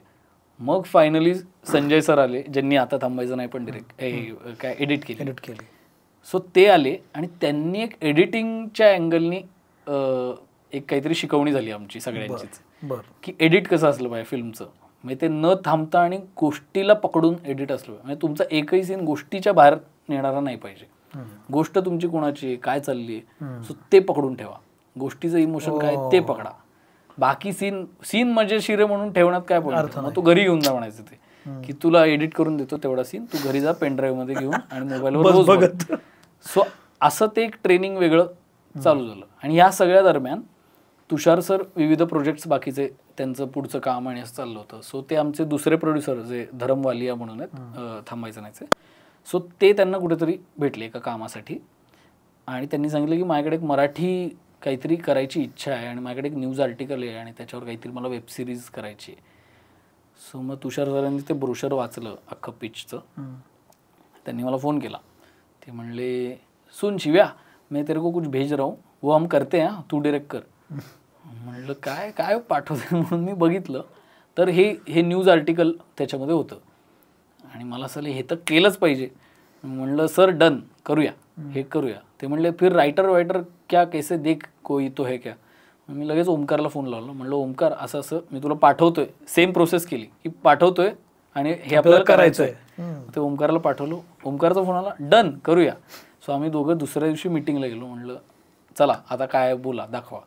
मग त्यांनी ते दाखवलं आर्टिकल आणि मग काय काय माणसं, कोण कोण माणसं, ते उदयकुमार शिरूरकर कोण, मग त्यांनी भेटून एक काहीतरी इंटरव्ह्यू घेतला होता की काय कसं झाली प्रोसेस आणि काय झालं. सो ते आम्ही ऐकलं. मग आम्ही म्हणलं की ठीक आहे आता आम्हाला हा डेटा माहिती आहे, आम्ही आता ॲक्च्युअल जाऊन भेटतो त्या लोकांना की आम्हाला माहिती आहे काय झालं. आता आम्हाला त्या लोकांना, त्या शिक्षकाला भेटू दे. मग आम्ही त्या डोंगरीच्या शाळेत गेलो. तिथे त्या ॲक्च्युअल शिक्षकाला जेव्हा भेटलो तेव्हा अचानक आम्ही जो विचार करत होतो गोष्टीचा तो सगळाच बदलला. की माहिती इतकी साधी माणसं आहेत आणि त्यांना आम्ही डायरेक्ट त्यांनी असं आम्हाला सगळं सांगितलं की कसं काय, किती पगार असतो, काय असतो. आणि मला असा प्रश्न पडला यायला, ह्या पगारात हा माणूस काम का करतोय मुंबईत. मी त्यांना विचारलं सर तुम्ही कशाला करताय हे काम, असं विचारलं. हो मग कारण अक्षरशः किती 8,000 का 9,000 रुपये पगार आहे रात्रशाळा शिक्षक. सो मला असं झालं की हे कशाला करताय सर तुम्ही. तर ते म्हणले काय चांगलं वाटतं, म्हणजे ह्यातनं कोणीतरी एक मुलगा पुढे जाऊन जर IAS झाला, काही मंत्री झाला, काहीतरी झाला तर आम्हाला सांगता येतं ना की आमचा विद्यार्थी आहे. मग तेव्हा त्यांनी सांगितलं की सुशील कुमार शिंदे रात्रशाळेचा विद्यार्थी, आपले मच्छिंद्र कांबळी रात्रशाळेचे विद्यार्थी. सो तेव्हा आम्हाला झालं की अरे हे माहितीच नाही, हे फिल्ममध्ये घेतलं पाहिजे. सो म्हणून मग त्या गोष्टी फिल्ममध्ये आल्या. सो अशी ही प्रोसेस चालू झाली आणि आम्ही वेबसिरीज लिहिली. 8 एपिसोडची कडकडीत आम्ही एक वेबसिरीजची गोष्ट बनवली. पहिला एपिसोड असा एकदम खुंखार एपिसोड बनवला आणि आम्ही एका चॅनलला जाऊन पिच केली, अख्खी ऐकवली मराठीत. तर ते म्हणले डन. पहिल्या मीटिंगमध्ये झालं डन, काही नाही. मग दुसरी मीटिंग घेतली, ते म्हणले ओके डन, अजून डन, डनची पुढची स्टेप. मग आम्ही तिसऱ्या मीटिंगला गेलो 2 महिन्यांनी की असं झालं की हां चला आता सगळं पेपर वर्क केलं पाहिजे, आम्ही एवढं काम केलं, आम्हाला पैसे द्या आता, असं म्हणून आम्ही त्या मीटिंगला गेलो. सो त्यांना परत मी हिंदीत ट्रान्सलेट केली अख्खी गोष्ट आणि हिंदीत ऐकवली, कारण ते जे हेड होते ते हिंदी होते. सो त्यांना आम्ही ऐकवली. तर ते म्हणले अरे बढिया आहे, ये तो करना ही चाहिए वगैरे. म्हणलं हां मग चला करूया. ते म्हणले की नाही लेकिन अभी 2 साल रुकना पडेगा. म्हणलो कशाबद्दल 2 साल, आम्ही हे तुम्हाला 6 महिन्यात लिहून दिली अख्खी, तर तुम्ही काय 2 साल रुकना पडेगा. तर ते म्हणले नाही अभी मराठी तो कोण बनारा नाही आहे, तो अभी रुकना पडेगा. म्हणलं आपण नसतो थांबत. मग आम्ही खाली गेलो आणि आम्ही तुषार सरांना गाडीत बसलो होतो. म्हटलं सर फिल्म करूया ह्याची, काही डोकं नको लावायला जास्त, हे सिरीज तसे कोणी काय ती होणार 2 वर्षांनी आणि मग आपण काय तेव्हा आपलं काय झालं असेल, आपलं रिलेशन आत्ता आहे गोष्टीशी तर आत्ता केलं. करेक्ट. तर ते म्हणले हां मैं भी सोच रहा हूँ. त्यांनी लगेच झीमध्ये मंगेश सरांना फोन लावला, मंगेश कुलकर्णींना. तर त्यांनी काहीतरी गोष्ट ऐकवली बेसिक. तर ते म्हणले डन, हे छान आहे, ही गोष्ट वाचायला कधी मिळू शकते. मग आम्हाला सांगितलं की 1 महिन्यात तुम्ही फिल्मसाठी म्हणून परत लिहा. अरे बापरे. सो आम्ही दोघांनी बसून अक्षरशः 1 महिन्यात अख्खी फिल्मची गोष्ट परत नव्याने लिहिली. मग त्यातले बरेचसे ट्रॅक्स आम्ही कापले, फिल्मसाठी म्हणून एक वेगळं लॉजिक बरोबर तसं केलं. मग 1 महिन्यानी झीमध्ये एक प्रगती देशमुख म्हणून होत्या, त्यांना नरेशन दिलं. त्या हेड आहेत आणि असं कळलं. मग त्यांना नरेशन दिलं. त्या म्हणल्या डन. म्हणलं येस, हेच ऐकायचं होतं. म्हणलं कधी चालू करायचं. ते म्हणलं आपण पुढच्या आठवड्यात सगळं पेपरवर्क करू. म्हणलं ओके डन. मग 1 आठवडा गेला. मग मला तुषार सरांचा फोन आला, अरे वो प्रगती आहे ना वो अभी चेंज हो गई है. म्हणलं चेंज हो गई, म्हणजे ते वेगळ्या डिपार्टमेंटला गेली आहे, आता कोणीतरी वेगळंच तिथे आलं आहे. म्हणलं ओके. सो आता त्यांना नरेशन द्यायचं आहे. म्हणलं चला. मग मी परत गेलो तर मला दिसले भवेश सर. आणि भवेश सर आणि मी झी युवाच्या मुळे ओळखायचं, कारण झी युवा त्यांनी चालू केलं. करेक्ट. सो आम्हाला असं की अरे सर म्हणले अरे शिवराज, असं आमचं झालं. मी त्यांना गोष्ट ऐकवली अख्खी. ते म्हणले डन, ओके. सो असं सगळं असताना मग आम्ही केलं की चला ॲक्टर्स आता पहिले लॉक करायला घेऊ. सो मग एकतर स्क्रिप्ट लिहिताना, म्हणजे पहिलं हे लिहिताना जेव्हा आर्टिकल वाचलं, पहिला माणूस डोक्यात आला होता ते भरत जाधव आले होते. हो. आणि म्हणजे त्यांना ऑप्शनच नव्हतं दुसरा काही, की तेच हवे असं होतं. आणि भरत सरांनी ह्याच्यात पण काम केलं होतं, श्रीकांतमध्ये एक छोटा रोल केला होता. आणि मी त्यांच्याबरोबर स्वतः नाटकात काम केलं होतं, फिल्ममध्ये गेलो होतं. त्यामुळे आमची अशी ओळख आणि मैत्री होती. सो श्रीकांतची सक्सेस पार्टी होती, तर त्यावेळेला तुषार सर नाचत होते आणि ते मला म्हणले की भरत दादा आया है, उसको लेके जा अंदर रूम में लॉक कर और स्टोरी सुना. अरे बापरे. तर मी ओमकार, तेवढ्यासाठी ओमकारला पण बोललो, मी ओमकार आम्ही दोघं भरत दादाला ॲक्च्युली एका केबिनमध्ये आम्ही लॉक करून शांतपणे म्हटलं दादा एक गोष्ट ऐकवायची. म्हणजे एक सक्सेस पार्टी चालू असताना काय काय गोष्टी चालू असतात, दुसरं काहीतरी एक चालूच आहे. सो ती पार्टी वेगळीकडे चालू आहे आणि त्यात कोणीही आले, म्हणजे उदित नारायण वगैरे आलेत आणि असं चालू आहे. तर हे सगळं चालू असताना इकडे मी भरत सरांना एक गोष्ट ऐकवतोय. म्हणले एक अशी अशी गोष्ट. भरत त्या मूडमध्ये होता का पण? आणि त्यांना एक्सपेक्टेड नव्हतं की इथे गोष्ट ऐकायला आलो. तर ते एकतर ते पार्टी बिर्टी असं जात नाहीत कुठेच. आणि ते आले होते कारण तुषार सर त्यांचे मित्र चांगले झाले, प्लस मी पण 4 फोन केले होते की म्हटलं सर या मजा येईल आणि असं. तर ते असेल की भेटणं होईल सगळ्यांना, जेवण खाऊन निघू. सो त्यांना बसवलं, म्हटलं सर एक गोष्ट आहे ते तुम्ही कराच असं म्हणून मी त्यांना गोष्ट ऐकवली. तर ते रात्री आवाज गाणी चालू आहेत हे ह्याच्यात, ते म्हणजे हां ओके हां ना झाली लिहून, तू घेऊन ये ना आपण करू काहीतरी. म्हणलं ओके हो म्हणालेत, म्हणजे हो म्हणाले. मी बाहेर जाऊन तुषार सांगितलं हो म्हणाले डन म्हणाले. सो सगळं झालं. मग दुसऱ्या दिवशी भरतदादाने मला फोन केला की काल रात्री तू जे म्हणत होतास ते खरंच तू काहीतरी करणार आहेस का? म्हणलं हो दादा मी तुला ऐकवायला येतोय आत्ता. सो मी गेलो, तो पार्ल्यात होता, मी गेलो त्या रूममध्ये बसलो आणि त्याला अख्खी गोष्ट ऐकवली. म्हणलं हे पात्र आहे आणि हे आहे. तर तो असं शांतपणे त्याने अख्खं ऐकून घेतलं, त्याने एकही प्रश्न विचारला नाही. आणि त्याचं अस्तित्व नावाचं नाटक आलं होतं तोपर्यंत. आणि तो ती फिल्म ऐकून तो असं थोडा शांत बसला. तो म्हणला चांगलं आहे, करायला पाहिजे असं त्यांनी ठरवलं की ते हे मी करतोय असं त्याने ठरवलं. म्हणलं भरतदादा इन झाले म्हणल्यावर माझं म्हणजे अर्ध काम झालं होतं कास्टिंगचं, की तो माणूस आला म्हणजे सगळं झालं. आता मेन कास्टिंग होतं की शिक्षक कोण करणार. करेक्ट. आणि तेही लिहिताना एक माणूस डोळ्यासमोर होता, ओम भूतकर. अच्छा. आणि असं झालं की ओम आणि काम थांबवलं होतं ओमनी, कारण त्याचं अगेन कारण नाटकाशीच रिलेटेड. मी आयुष्यात पहिलं पुरुषोत्तमचं बघितलेलं नाटक 2 शूर नावाचं नाटक होतं आणि ओम त्यामध्ये काम करत होता. बरं. आलोक राजवाडेंनी बसवलेलं नाटक, अभय महाजन, अक्षय टंकसाळे आणि हे सगळे होते. सो तेव्हा मला 11वीत होतो मी बहुतेक, हो. तर तेव्हा मी असं बाल्कनीतून ते नाटक पाहिलं होतं आणि ओमनी जे केलं होतं ना स्टेजवर, तर ते मला कुठेतरी इतकं पॅक बसलं की म्हणलं हे ॲक्टिंग आहे, म्हणजे हे मी कुठं बाकी बघितलेलं नाही कुठेच. आणि तो ज्या प्रकारे काम करत होता त्यात, तर ते अजूनही म्हणजे जसं काय माझ्या नावाला उळागड्डी असोसिएटेड आहे तसं ओमच्या नावाला 2 शूर आहेच. म्हणजे कुठेही 2 शूर बघितलेला माणूस असेल तर तो ओमला चांगला ओळखतो असं म्हणायला ओळखून आहे. बरं. त्यांनी जे काम केलं होतं त्यात, तो बैलगाडीवाला असतो आणि त्यांनी आउटस्टँडिंग काम केलं होतं. आणि तेव्हापासून मी त्याचा फॅन होतो. आणि मला असं होतं की त्याची भाषा, आणि त्यांनी प्रताप नावाचं एक शिवाजी महाराजांचं एक हे लिहिलं होतं, नाट्यवाचन काइंड ऑफ होतं. त्यांनी सुमन करंडकला नाट्यवाचनला वाचलं होतं. सो ती प्रतापची ऑडिओ क्लिप होती सगळ्यांच्या मोबाईलमध्ये. तेव्हा ते ब्लूटूथनी सगळे एकमेकांना पाठवायचे, ती ऐकत बसायचे. म्हणजे तो अफजल खान वधाचा अख्खा सिक्वेन्स तो नरेट करायचा त्या गोष्टीत, म्हणजे तो वाचायचा ते. आणि ते इतकं डेंजर होतं की असं व्हायचं की ह्याचा आवाज पण काय आहे. सो असं ओमचा मी आधीपासून फॅन होतो आणि असं होतं की शिक्षक तर ओमच पाहिजे, काही झालं तरी ओम. तर मग ओमला फोन केला, म्हणलं ओम असा फोन घेतला का तुझा? घेतला कष्टाने नाही म्हणणार मी, पण घेतलं. म्हणजे आम्ही एकमेकांची नाटकं बघणं वगैरे होतंच, त्यामुळे तसे मित्र होतो. तर आम्ही भेटलो. ओम म्हणला हे बघ मी तुला आधीच सांगतो की मी फिल्म्स करत नाही आत्ता, कारण मला म्हणजे मुळशी नंतरची गोष्ट आहे की आता मुळशी पॅटर्न आल्यानंतर तो गायबच झाला. कारण त्याला ते प्रसिद्धी आणि या सगळ्यामध्ये अडकायचं नव्हतं. सो ते झाल्यावर तो म्हणला मी करत नाही हा फिल्म, पण जर बघ म्हणजे. तर म्हणलं मला फक्त ऐकवायचं तुला काय आहे, तू नाही म्हणणार या तयारीनेच मी आलोय. सो त्याला गोष्ट दिली, ऐकवली. तो म्हणला ठीक आहे मला स्क्रिप्ट पाठवतो का रात्री. मी स्क्रिप्ट पाठवली. दुसऱ्या दिवशी सकाळी त्याचा फोन आला. ओम जनरली इतक्या सकाळी फोन करत नाही, घेतही नाही. तर त्याचा फोन आला सकाळी. तो म्हणला करूया आपण, करूया, इंटरेस्टिंग वाटतंय, करूया. म्हणलं अरे ओम हो म्हणाला, तिथे मी लगेच ओमकारला म्हणलं ओम हो म्हणाला ओम.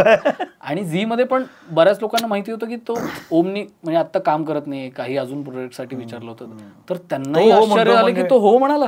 आणि मग सगळे ऑनच झाले की हा हो म्हणाला हो म्हणाला. आणि सो तिथनं हे 2 पिलर्स आल्यामुळे माझं असं निश्चिंत झालो की आता फिल्म ह्या दोघांवरती माउंट मला करता येईल, की आता मला म्हणजे ते टेन्शन गेलं की हा रोल कोण करणार. सो त्यामुळे ते सॉर्ट झालं आणि तिथून ती खरी प्रोसेस चालू. पण याच्यामध्ये कास्टिंग हा खूपच महत्वाचा मुद्दा आहे, कारण खूप छोटे छोटे कास्टिंग लक्षात राहतात पात्र. म्हणजे अगदी भरतची सून जी झाली आहे भरत जाधव यांची, किंवा सिद्धूची बायको, किंवा तो जो मरतो शेवटी त्या सगळ्यामध्ये तो, असं सगळे लक्षात राहतात. तर आशुतोष गोवारीकर यांचं कास्टिंग एक, आणि ही छोटी छोटी कास्टिंग कशी शोधली, ती कुठून काढली? सो सिद्धूच्या बायकोचा रोल जिने केलाय अर्पिता, तिनेच कास्टिंग केलंय. ती कास्टिंग सगळ्या सिनेमाचं. अच्छा. ती पण पुरुषोत्तम मधनं अशी नाटक करत सोबत आलेली आहे. आणि मुंबईत आम्ही वर खाली एका बिल्डिंगमध्ये राहायचो आणि अशी मैत्री होती नाटकातले वगैरे. सो तिने कास्टिंग करायला, ती आधी रोहनला असिस्ट करायची, मापुसकर. सो तिथून आमची वेगळी ओळख, की रोहन बरोबर पण आम्ही एक वेगळं काम करत होतो, फिल्म लिहित होतो एक रोहनची. सो तिथनं ओळख अजून वाढली की कास्टिंगमध्ये काहीतरी इंटरेस्टिंग, तिला चेहरे सुचतात. सो गोष्टीचं पहिलं नरेशन, स्क्रिप्टचं नरेशन अख्ख्या टीमचं जेव्हा केलं, हे म्हणजे अगदी खूप म्हणजे जस्ट फिल्मचा ड्राफ्ट रेडी झाला होता आणि मी लोकांना बोलवलं होतं, मित्रांना, की काय वाटतंय, कसं वाटतंय. सो त्यावेळेला तिला बोलवलेलं आणि तिने काही काही नावं छोट्या छोट्या कॅरेक्टरसाठी सांगितली. सो ती मला इंटरेस्टिंग वाटली. म्हणलं अरे हा मी विचार नव्हता केला. सो अशी तिने काही काही नावं आणली आणि मला असं झालं हे वेगळेच चेहरे आहेत आणि ह्या ॲक्टर्सना मी कधी पाहिलेलं नाही आहे रोल्समध्ये विविध, म्हणजे असं कधीतरी कुठेतरी कोणाला तरी पाहिलं. सो आम्ही मग ऑडिशन्स पण घेतल्या आणि मग त्या प्रोसेसमधनं एक एक माणूस. मला त्यातलं एक फार गमतीदार वाटलं की आशुतोष गोवारीकर आणि रोहिणी हट्टंगडी, हे कॉम्बिनेशन पण मला मस्त वाटलं. म्हणजे अरे किती छान. तर ते पण अमेझिंग होतं. रोहिणीताईंचं पण मला म्हणजे खूपच म्हणजे आभार आहेत त्यांचे खरं तर, की त्यांना मी नाटकामुळे ओळखायचो, की चार चौघी बघायला मी गेलो होतो आणि प्लस आधीपासून फॅन होतोच. आणि मग त्या माझं नाटक बघायला आलं होतं भवर नावाचं. सो तशी आमची एक चांगली ओळख झाली होती. आणि हा सीन जेव्हा लिहिला म्हणजे अक्षरशः की त्या शिरूरकरांना एक आई असते हे जिथे आम्हाला सुचलं आणि मग आम्ही डिस्कस करत होतो, तो तुषार सर म्हणले की रोहिणी हट्टंगडी जैसा कोई अगर आ जाता है ना तो मजा आ जाएगा वगैरे. म्हटलं मी ओळखतो, मी लावतो फोन. तर मग मी आणि 2च सीनचा रोल, तर मला पण असं हे झालं की असं कसं विचारू. आणि सो मग मी त्यांना फोन केला, म्हटलं ताई असं असं आहे. तर ते म्हणले अरे करते की, त्याला काय, तुझी पहिली फिल्म आहे ना, करणार, मी काम करणार, टेन्शन नको घेऊ. तर मी म्हटलं ठीक आहे, मग मी प्रोडक्शनमधनं कुणाला तरी फोन करायला सांगतो. ते म्हणले ते बघू रे नंतर, तू पैसे असं हे करू नकोस, तुझी फिल्म आहे ना, तुला वाटतंय ना मी करावं, मी करते. तर मला इतकं असं झालं की अरे हे कोणीच करत नाही आणि इतकं सोडून देऊन की, आणि या काय म्हणते या स्टेजला असताना म्हणजे हे काम मॅटर करणार आहे असं माझ्यासाठी खूपच मोठी गोष्ट झाली, की मला ही जन्मभर लक्षात राहणारी गोष्ट, की त्यांनी एका फोनवर मला त्यांनी सांगितलं की मी करते. या सगळ्या याच्यामध्ये जेव्हा ज्यांच्यावर सिनेमा बेतला आहे त्यांनी जेव्हा फिल्म बघितली तेव्हा त्यांच्या तुझ्या लक्षात राहिलेल्या काय आठवणी होत्या? सो ते माळी सर जे आहेत ॲक्च्युअल, सो त्यांनी फिल्म पाहिली, एक स्पेशल स्क्रीनिंग ठेवलं होतं आम्ही सगळे BMCचे ऑफिसर्स आणि ॲक्च्युअल विद्यार्थी आणि असं. सो ते फिल्म झाल्यावर जरा जास्तच इमोशनल झाले होते आणि बाकीचे पण रात्रशाळा शिक्षक वगैरे ते घेऊन आले होते. सो ते एक आपोआप एक इमोशनल त्यांना हे झालं होतं की आपण करतोय ते काहीतरी इतकं महत्त्वाचं आहे. म्हणजे त्यांनी एक अख्खा सिनेमा होऊन त्याच्यामध्ये हे ॲक्टर्स काम करतायत आणि हे काहीतरी झालं आहे आणि मॅजिकल झालं आहे त्यांच्यासाठी. सो ते म्हणले की आम्हाला आमच्या कामाविषयी प्राऊड वाटायला लागलं. म्हणजे आम्ही पण कधी कधी फ्रस्ट्रेट होतो की हे काय करतोय, कशासाठी करतोय, कारण खूप त्रास होतो. ते म्हणले रात्रशाळेत विद्यार्थी आणण्यापासनं आणि रात्रशाळा बंद पडत चालल्या आहेत, त्याला फंडिंग नाही आहे आणि अशा सगळ्या प्रॉब्लेम्समधनं असं काहीतरी आम्हाला हे होपफुल वाटतंय. तर त्या एक शिक्षिका होत्या, त्यांनी फार हे केलं की ते म्हणले की रात्रशाळा रात्री भरते पण रात्रशाळा उजेडात आणायचं काम तुम्ही केलंय. सो आम्हाला असं आलं की अरे फारच छान आहे, फारच चांगलं काहीतरी ऐकायला मिळालं. आणि सो ती प्रतिक्रिया जेव्हा आली तेव्हा खूप आपण जे वर्ष दीड वर्ष जे घासत होतो त्याचं काहीतरी झालं आज हे वाटायला. आणि तो माळीधरांचा तो किस्सा सांग ना, तो ट्रेलरवरला. अरे यार, सो फिल्मसाठी आपण काही गंमत घडते हां तो किस्सा म्हणून. सो फिल्मसाठी आपण काही काही लिबर्टीज घेतो की आपण म्हणजे film based on real events असते. करेक्ट. तर आम्ही काय काय केलं होतं की प्रत्येकाचे ट्रॅक्स वेगळे वेगळे म्हणजे खऱ्या स्टोरीज आम्ही मिश्र म्हणजे त्याचं मिक्सचर आणि स्वतःचं काहीतरी शेवटी फिल्म करतोय. सो आम्ही माळी सरांची एक लव्ह स्टोरी ती ठेवली आहे. सो ट्रेलर लॉन्चच्या वेळेला आम्ही बोलवलं होतं उदयकुमार शिरूरकर, माळी सर आणि अजून बऱ्याच लोकांना, सहकुटुंब. सो माळी सर आले होते सहकुटुंब आणि ते बसले बघायला. ट्रेलर वगैरे झाला आणि ते ट्रेलर बघून आम्हाला अपेक्षा नव्हती की हे होईल. तर ते असे स्टन झाले, म्हणजे त्यांचे डोळे असे पांढरे पडले आणि त्यांनी शेजारी बघितलं बायकोकडे आणि मग ते आमचा रायटर ओमकार, तो ओमकारला साईडला घेतलं आणि ते बायकोला घेऊन आले. ते म्हणले हिला सांग असं काही नाही आहे, असं काही झालेलं नाही आहे, मी काही असं केलेलं नाही. तर तो म्हणला अहो नाही, हे फिल्ममधलं हे खोटं आहे, असं काही नाही आहे. तो मला नंतर त्यांनी 1 महिन्यानी फोन केला फिल्म आल्यावर, पण ते म्हणले अहो तुमच्या फिल्ममुळे मला आता सगळे हे करायला लागले. म्हणलं पण तुम्ही फेमस झालात सर. ते म्हणले हां आता सगळे फोटो बिटो काढतात माझ्याबरोबर वगैरे असं. ते त्यांना एक वेगळंच एक हे वाटलं त्याचं. पण ते झालं की त्यांना जरा या सगळ्यामध्ये एक आपण आता शेवटच्या टप्प्याकडे आलेलो आहे. पण मला महत्त्वाचं वाटतं की जसं तू मगाशी म्हणत होतास 2014, 15, 16 की नागराजबरोबर काम केलं पाहिजे किंवा आपण अशा दिग्दर्शकांसोबत काम केलं पाहिजे की जे वेगळं काहीतरी काम करतात. आणि आता तू त्या एका दिग्दर्शकांच्या फळीत जाऊन बसू पाहणारा दिग्दर्शक झालायस की असा सिनेमा जर तू पहिला करत असशील तर याच्या पुढचा पण सिनेमा तू फार काहीतरी इंटरेस्टिंग करू शकशील, कारण तुला खूप गोष्टी कळल्यात, आता सिनेमाचं ग्रामर कळलंय. आत्ता हा सिनेमा होण्याआधी जे काय चालू होतं त्याच्यापेक्षा तुझं वेगळं आहे म्हणून तू वाखाणला गेलास. तर या आत्ता जी बजबजपुरी सिनेमाची झाली आहे त्याबद्दल तुला काय वाटत होतं?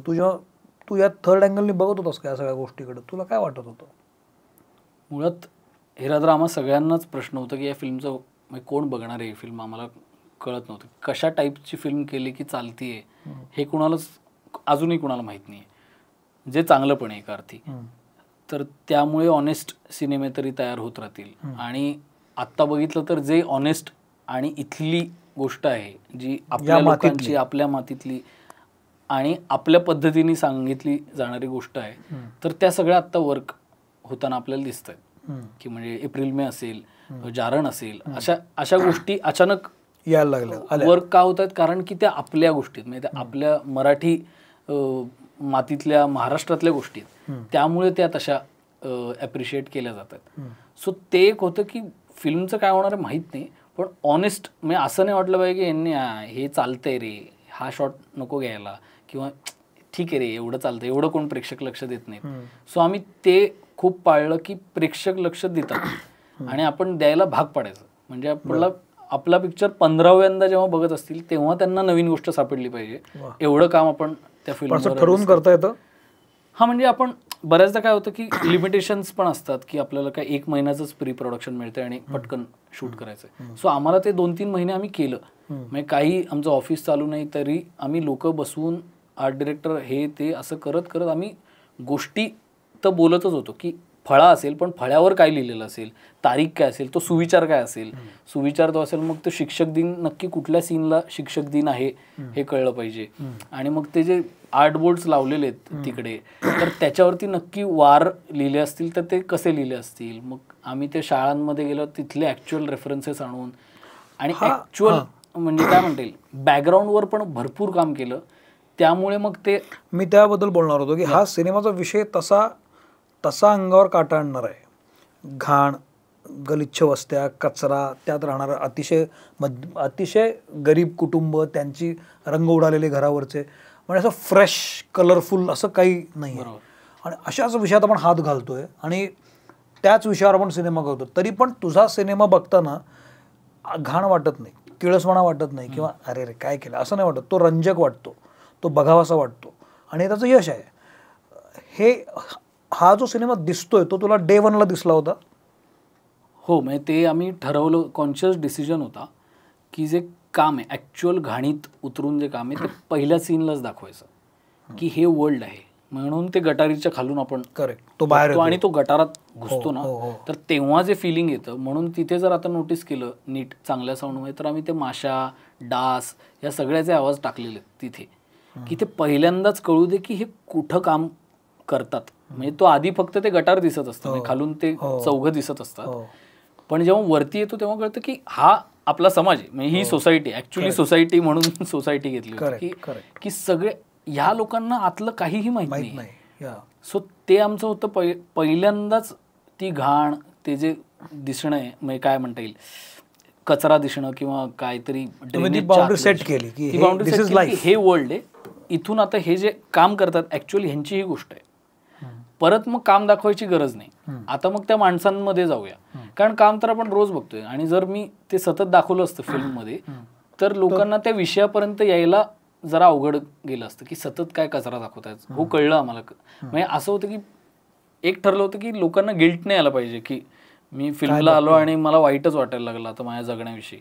तर असं न वाटतं काहीतरी एक रिस्पेक्ट तयार व्हावा म्युच्युअल समाजाविषयी, की एक म्हणजे एक माणूस कचरा उचलतो आपण केलेला, तर त्याच्यासाठी किती, म्हणजे हे काय काम आहे का, असं होतं ना की हे काम माणसाचं कसं असू शकतं. माणूस कचरा करणार आणि दुसरा तो उचलणार, तर तो जो उचलतोय तो मोठं काम करतोय. म्हणजे तो सैनिकाच्या लेवलचं काम आहे कचरा साफ करणं.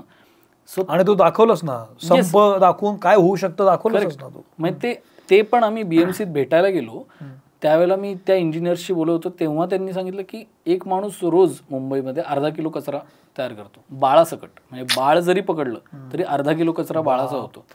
सो ते म्हणले विचार कर आता, एवढी म्हणजे 2 कोटी माणसं आहेत ऑलमोस्ट, 2 कोटी माणसांचा कचरा काय असेल रोजचा. सो तो विचार केल्यावर एकदम असं झालं की अरे हे जरा अति आहे, म्हणजे हे फिल्ममध्ये पण मावणार नाही इतकं मोठा विषय हा. सो ते मला ते महत्त्वाचं वाटलं फिल्ममध्ये असणं, की आपण वर्ल्ड तर दाखवतो आणि सगळं छान छान नाही आहे.